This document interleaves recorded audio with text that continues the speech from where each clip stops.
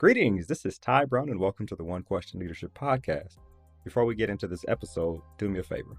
However you listen to this podcast, whether it be Apple Podcasts, Spotify, YouTube, or any other outlet, let's be sure to first subscribe to the show, then rate the show, and finally, leave a review with your thoughts about the One Question Leadership Podcast.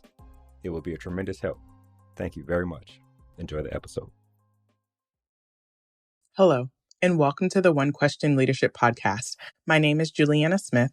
I'm a proud graduate of the NCAA Dr. Charles Whitcomb Leadership Institute. The Leadership Institute helped me refine my gifts and develop new skills for navigating my career as a college athletics professional. I gained clarity about how I want to continue serving within college athletics, and the Leadership Institute helped me build a community of colleagues who support and challenge me through meaningful relationships. As leaders, we should accept the responsibility to continue learning, to continue growing, and to bring others along with us.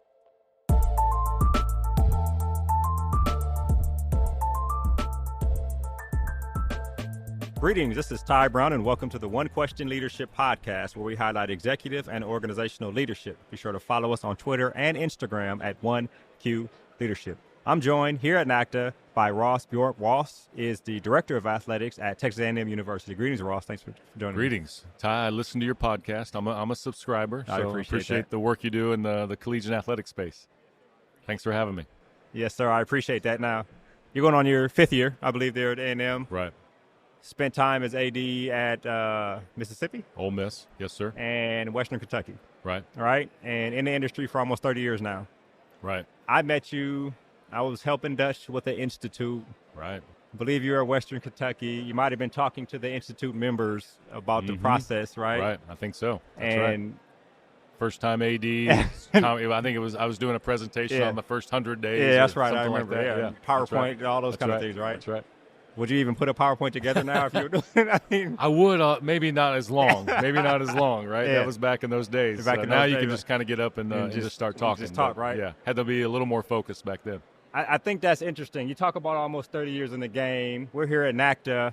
I wonder how many of you been to, and are there any specific inflection points that you remember from attending NACDA that have helped you to get to where you want to be? You know, Ty, I think that's a really great question, especially just the state of our industry, if you will, and everybody's kind of in chaos and, all these things going on. It's like, you know what, we still have to have relationships. We still have to deal with people. So I came to my first NACDA in 1997. It was in Las Vegas. And then there was a moratorium on going to Vegas for a long time. Now we're going back. And it was at Bally's. And I remember walking in and I saw Jim Livengood and Dave Hart. Yeah. I guess Dave Hart Jr., right? Dave Hart Sr. was also in athletics, but I saw Dave Hart, I saw Gene Smith, Debbie Yao, and I just had to meet these people. And so inflection point for me was honestly that first convention, because then I realized, oh, this is how it works. This is the big space of college athletics. And so this is my 25th year coming to NACDA in person. I haven't missed a year. The only 2 years that we missed was the COVID year. So it would have been 27. So 27 years of being involved in NACDA, 25 years coming to the convention. And I think now as an AD that it's really an obligation that we're here, we're visible. Mm-hmm. I'm not stuck in my hotel room. I need to be able to walk the lobby, and I need to have, I don't know how many people have stopped me that I don't even know. And they're like, hey, Ross, I follow you. I'm so-and-so. I'm the assistant AD. I did the same thing back in the late 90s, early 2000s when I was trying to break in and trying to meet people. And you know what? I remember the people I met. And you know what? Maybe in 20 years, if those people become ADs, they're like, hey, I remember when Ross Bjork, stopped and talked to me for 5 minutes. I think it's our obligation. So it's really cool to be here at NACDA. And I appreciate that. Worked a long time at the American Football Coaches Association, and it got to a point when a lot of the head coaches, you get to FBS head coaches, while they wanted to continue to do that, they felt like they couldn't walk three steps and get anything done because they were constantly being stopped. So I appreciate where you've come to be able to still want to do it, right? Actually make this a part of your NACDA journey or NCAA or wherever you are type journey. I think that's a wonderful thing. I once had a conversation with Joe Castiglione about when he was young, right? And the people he used to see, right? He talked about the Homer Rices and the That's generation before the generation, right? Exactly. And he said him and his crew would get together and craft questions and plan out to be in the lobby where they knew people were walking out of meetings and things like that to decide what they were going to ask and have a question and those kind of things. So that whole journey is absolutely. I did the same thing. Joe hired me at Missouri in 1997, and I didn't really know what NACTA was, and that was one of the first things he mentioned to me was, "Hey, you need to sign up for this." And I'm like, "Oh, can I go?" I mean, I was just an entry-level development officer, and he said, "No, we have a budget for that." And he gave me that tip. He said, look at the agenda, and then back then it was all printed. Now it's all online. Look at the agenda and find out where these people are going to be, and did the exact same thing. Yeah. So I guess that's kind of like stalking, I guess. But, look, man, you got to do what you got to do to make it. Networking, as they call it. So you mentioned relationships, how important it is, and understand we're still in college athletics, right? And so you go to these different places, you make decisions that benefit the place you're at, right? And benefit other places that the people who you're in relationship with may not be happy with. But then, 5 years down the line, everybody's at a different place, right? So the commonality there is college athletics and student athletes. So I wonder about understanding that as you have progressed in this leadership role from Western Kentucky to Mississippi to where you're now at A&M, in terms of understanding the broader picture. While I'm here, I'm going to fight for what I fight for. I'm a Spartan, right? I'm going to fight for Michigan State, but I understand that Michigan is also a part of college athletics. So we got to make sure we do things as teams to get better. So tell me about that evolution of a thought process for you. Right. It's we're all competitive, right? And we all have rivalries. And, just speaking from an AD perspective, and really before I became an AD, I was around the UCLA-USC rivalry, Missouri, Kansas rivalry, Miami, Florida State rivalry, and then as an AD, Western Kentucky, Middle Tennessee. Maybe not as high profile, but I'm telling you, it's serious. And then I go to Ole Miss, and it's Mississippi State and the Egg Bowl and all the emotions. And, what I did not know and understand as a young administrator at Ole Miss was I got caught up in those emotions of it, right? And so you kind of let some of that get the best of you. We had some fun on Twitter, tried to have fun on Twitter with a few things, and I thought, oh, my God, I got to respond to everything. And it was really just about that one moment of that rivalry versus, you know what, this is the SEC. Like, we got to play everybody. If we get fixated on just one opponent or one program, I got to worry about playing Alabama. And and so now we have Texas, right, coming in to the SEC. And so you get thrown right back into that sort of primary rivalry where, like, oh, my gosh, everything's going to be focused on the Aggies and the Longhorns. And so trying to be careful about not getting mixed up into the emotion of that. Do we want to win? Heck yeah. We want to beat them every day, right? We play them. But I'm also competing against the rest of college athletics. And so, we don't necessarily like how it happened with the SEC expansion back in 2021. We talked about that. But we understand the why. We understand that college athletics was evolving, continues to evolve, and that sort of consolidation of high-profile brands, that was necessary back then. And so you have to understand that. You can get caught up in the emotion of it, and you can be mad, and you can pound your fist on the table. What's that going to do? You're still going to play them, so you better be prepared for that piece of it. You better be prepared for the totality of college athletics, and you learn that over time. I mean, you get gray hair for a reason, right? You get seasoned with all these experiences, and so I've learned a lot through those, and it's been fun to kind of look back. Why did you act like a kind of a jerk back at when you were at Ole Miss towards Mississippi State? Well, because that was the expectation. That's what your fans wanted you to do, right? And so you got to just take everything in perspective and learn from it. Yeah. I think that's important. You talk about things on a grander scale. Sometimes things will happen, and it could be a domino for things to go in 3 or 4 different ways, right? And even something like that to happen could be something that everybody needed to look at. Like, this is college athletics. All we did was make moves, right? All we did was do what was best for whoever it's best for. So I wonder about that aspect in terms of strategic thinking, right? You see somebody make a move, you see somebody get some things done, and that actually is a domino for who knows what the actual effect is. So we kind of need to plan for the different directions that this thing can go when you talk about college athletics. So how do you plan ahead for different possible outcomes? Yeah. I've always, what I've tried to do, really since I started, was be a student of the game, if you will, and really study all the different aspects of college athletics, from AD moves to facility projects to conference realignment. And college athletics has been in conference realignment like every decade. There's been something, right? Right. I mean, it's so ongoing. Even though the attention and the media values are so extreme right now, it's been happening, for a long time. There's articles, this was hard copy newspaper articles. The Big Ten was looking at expanding, and they had talked to Notre Dame, and no one even remembers that. That was 30, 35 years ago. So it's been constant. But I think in our job, we need to stay on top of that. I mean, I don't know how many times I've been stopped here at NACDA already. Hey, what's going to happen in the Pac-12? What's your prediction? Well, I can speculate based on what I read or based on what I hear, but I'm not in the room. But I need to be prepared for, if that happens, does that impact the SEC? Does that impact Texas A&M? I don't think any move right now impacts us. But if I'm not thinking about that, and the first time I really grasped that was working with Dan Guerrero, when he would come back and talk about his Pac-12 meetings and talk about TV rights, and I'm like, oh man, as an AD, well, you got to know that stuff, right? You got to know a little bit about everything. So I think it's our job to really filter that and study it. Keep your ear to the ground. Stay connected, within your network to know that, hey, this move might happen, and does it impact you or not? Be prepared for that one way or another. And I guess that applies to all aspects of the things that could possibly happen within college athletics. And then you boil that down to your campus, right? And projects, we're building $235 million worth of projects. Well, I don't have a hard hat on, and I don't have the hammer and the bulldozer, right? You got to rely on other people, and you better plan ahead and know. You better know how the process works. You better be a student of that game, because they might present you something and say, you need to make this decision. And what are you talking about? Yeah.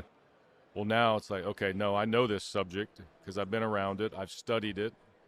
You're prepared. So same thing sort of about the industry as well. Grand, macro, micro type situation. Right. There's this aspect of mentorship. You talked about some of the people you named when you were coming up. One thing I've wondered is when you get to a certain level of experience, you've been in the AD chair, 3 different chairs, you've been doing it for a while, made some decisions, influenced the industry.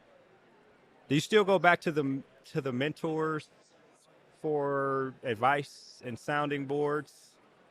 Because some of them retired, and the game is so different than when they were in it. But if they're your mentor, they're your mentor. So tell me about that aspect as you. It's probably more. Yes, I do go back to those mentors. It's probably more along the leadership lines or decision-making process. Dealing with maybe people. Not the specifics of an issue per se. But Mike Alden, worked with Mike for 5 years at the University of Missouri. Joe Castiglione, I mentioned. Now it's really cool because now Joe and I are in the same room as colleagues. It was really neat being in the same room as Mike Alden. He was still at Missouri. I was at Ole Miss. And then Dan, Dan Guerrero was great to work with. And then rest in peace, Paul D. was the athletic director at the University of Miami that I worked with. And Paul was, he was amazing. I learned so much from him. Yeah. I learned how not to get emotional because Paul was an emotional guy. So I kind of learned the balance piece of it. And so, you rely either on talking to them directly or you remember instances, you remembered their modeled behavior. And then I think that's what our job is now as leaders or as an athletic director is to have some modeled behavior that when people that work with me or that I've been around, I remember how Ross did this, or I remember Ross talking about this. I think that's the AD's job or any CEO's job. So it's fun to see that evolution. It's fun to go back in time and talk to your mentors and say, remember that when that happened? I remember, I almost resigned at UCLA because we had a sponsorship issue and I didn't do a good job of telling Dan about it, and it caught him off guard. And he was like, Ross, why didn't you tell me? And it got to the campus level, and I'm like, Dan, do I need to resign over this? And he was like, no, it's not you do not. We don't need to do this again. Don't make this mistake again, Ross. But and now we can laugh about that and like talk about it and learn from it. So when you work at different institutions, everybody's different, right? Right. Everybody has their variety of their own culture, their variety of their expectations, their variety of the pressures that are on the athletic director to deliver whatever they hired you to deliver. You get to Texas A&M, right? And I spent a lot of time in Texas. Mm-hmm. You get to the SEC, and the variety of pressures and expectations from the people who are constituents of the program are like, they start getting almost to the outside looking in ridiculous, right? Mm-hmm. So how do you adjust your mind to that in that first year or two of when things start becoming unveiled that you didn't notice when you were thinking about taking the job and stuff? Like, tell me about that aspect of leadership. And No, I think I know where you're going with this. I was listening to a session earlier, and Kevin White said something that I say often is there's a couple things that ADs or any CEO cannot delegate, and that's leadership and politics. Yeah, right. He said that. They've heard that for years. Right. And so, I've learned that look, if it's a political issue, and I'm not talking like legislative, like state laws, I'm talking just day-to-day, like I can't delegate that, right? I can't delegate the leadership. And so being in the South, you do have different challenges. When I was at Ole Miss, I remember asking the chancellor before I got the job, hey, what are the 5 hot buttons? And one of the things he listed was Southern symbols. And I'm like, what are you talking about? He goes, state flag, mascots, the song Dixie. And I'm like, oh my gosh! As a Mississippi, like, you were just like immersed. Why does the AD have to deal with that? Yeah. Oh, believe me, you have to deal with that, right? And so I'm like, okay, So then you embrace those things. So I think one, learning your environment, everything about your environment as early as possible, without really making any decisions. Like, get to know everybody. So I did that at A&M. I did that at Ole Miss. I did that at Western Kentucky. Before you start flying off and making all these decisions, like it all, get to know the people, get to know the culture. Understand if there are landmines, understand if there are hot buttons, understand, what those issues are. Right. We're dealing with a lot of stuff right now in the state of Texas around, diversity, equity, inclusion, and there's a state law that was passed. And so how do we adapt to that? Knowing that it's a very sensitive topic, but I also know that, one of our principles is going to be equality and fairness, right? And we want everybody to feel like they're a part of it. And so how do you now walk that line knowing that you got a state law that you have to adhere to? Do the right thing. That's kind of been the mantra, like do the right thing, do things right. That can never lead you astray. But I think we have to set the tone because everybody's going to be looking like, what does he think? Yeah. He's the AD. Yeah. He's the CEO or she's the president of the university. What do they think? Right.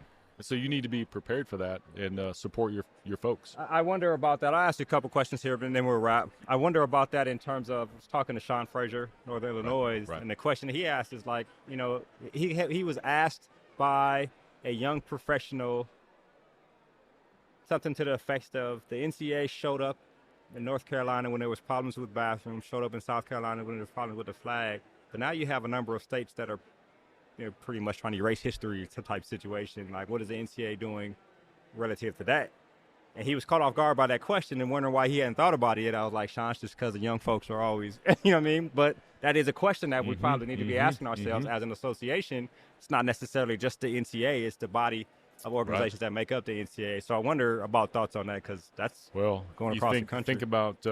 Think about DEI initiatives and state laws. Think about NIL. Does the NCAA take positions if there's NIL laws? And look, Texas just passed a very favorable law to the universities.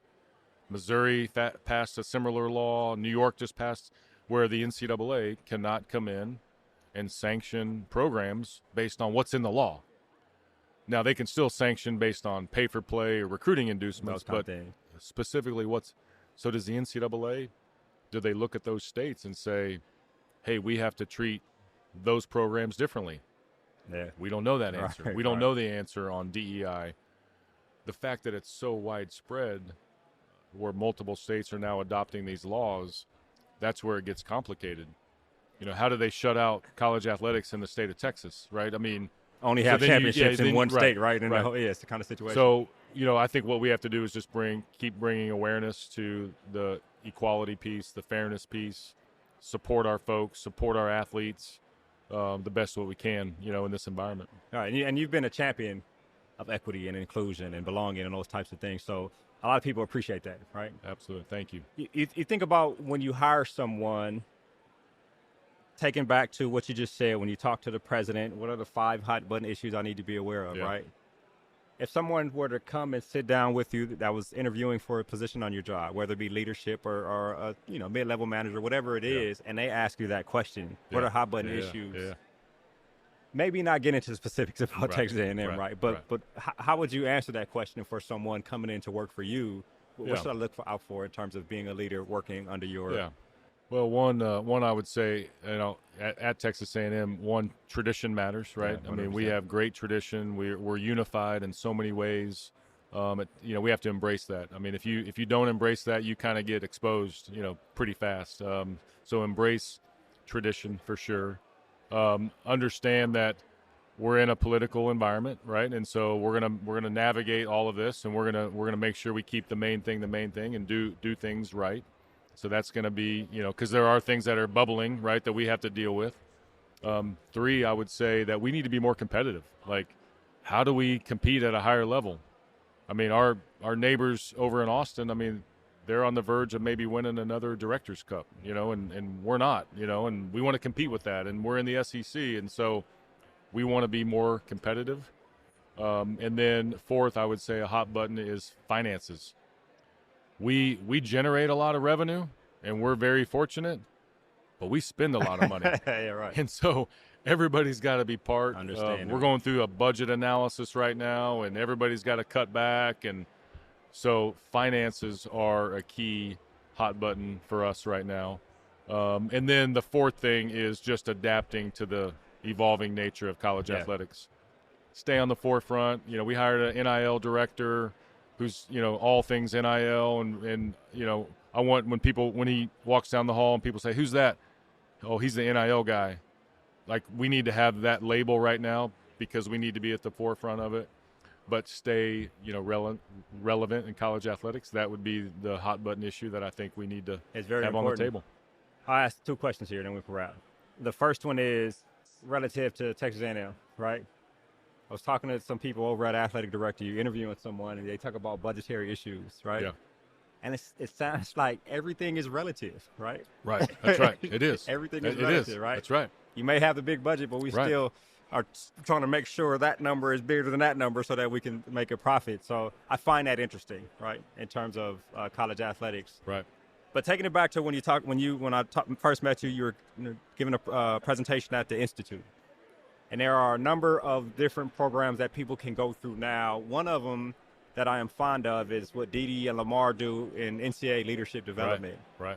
And so I wonder about that when people come into your sphere of influence. Yeah. Do you recommend the different programs such as the Leadership Institute or the NCAA Pathways program and those types of things? Absolutely. And we, here at NACDA, we have the NACDA Mentoring Institute. Right. Lead One still has an institute. Obviously, you've got the Pathways program. CALS has become a really good program. I remember I first got named at Texas A&M. I hadn't started yet. It was in between when I got named the end of May of 2019, and NACDA was here in Orlando. And I asked them, I said, "Hey, can you guys send me a list of all the people going to NACDA?" 5 people at Texas A&M. Wow. This year we have 29. Oh, wow. Okay. Last year we had like 33. Again, back to budgetary, right? I mean, but the people that we work with, they yearn for these kind of things. We need to provide them opportunities. It may be as simple as the NACDA, or it may be something as advanced as Pathways. We need to, I think, embrace all of it. Exactly. There's a balance. We got to do our day job. None of these people are going to get opportunities unless they're good at their day job, but they're also not going to get opportunities unless they're exposed to the industry. And so I think those things are great to be a part of. They are of the utmost important. Well, at some point when you guys get through with that budgetary analysis, whoever is running that, I want to have them on a podcast to talk about making those types of decisions, what to cut, what to keep. He's here. One of our guys is here. Seth Dorsey is here. Yeah. So absolutely. Okay. I'm going to try to get him on. Well, this has been a great conversation, Ross, and I really appreciate you joining us here on the One Question Leadership. Thank you, Ty. Absolutely. Thank you so much. Yes, sir. That was Ross Bjork. Ross is the Director of Athletics at Texas A&M University. And, of course, I am Ty Brown with one question. And keep in mind, the role of a leader is to create and maintain an environment that people want to be a part of. And as always, be better tomorrow than you are today.